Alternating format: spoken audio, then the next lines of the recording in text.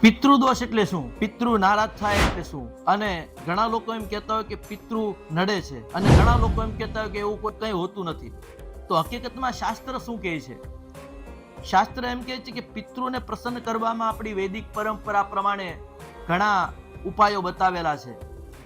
જો ઘરની અંદર અકારણ ઝઘડો થતો હોય, ભાઈઓમાં મતભેદ થતો હોય, પ્રોપર્ટીને લઈને કોઈ એવો મોટો ઇસ્યુ હોય, અથવા અકારણ એવી કોઈ મોટી બીમારી આવતી હોય, તો એના કારણે એમ માનવું જોઈએ કે પિતૃની કૃપા આપણા ઉપર નથી, અથવા પિતૃ નારાજ છે, અથવા આપણે સહજ ભાષામાં કંઈક પિતૃ નડે છે. હવે પિતૃને પ્રસન્ન કરવા માટે શું કરવું જોઈએ?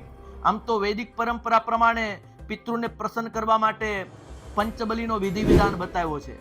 પરંતુ સહજ અને સરળ ઉપાય, એક દિવસમાં તમે નારાયણ બલિ કર્મ કરો તો એના કારણે પિતૃ પ્રસન્ન થાય છે. એમાં પિતૃનું તર્પણ પણ આવે છે, પિતૃનું પિંડદાન પણ આવે છે, અને આ નારાયણ બલિ કર્મ કરવાથી તમારા ઉપર પિતૃની કૃપા રહેશે.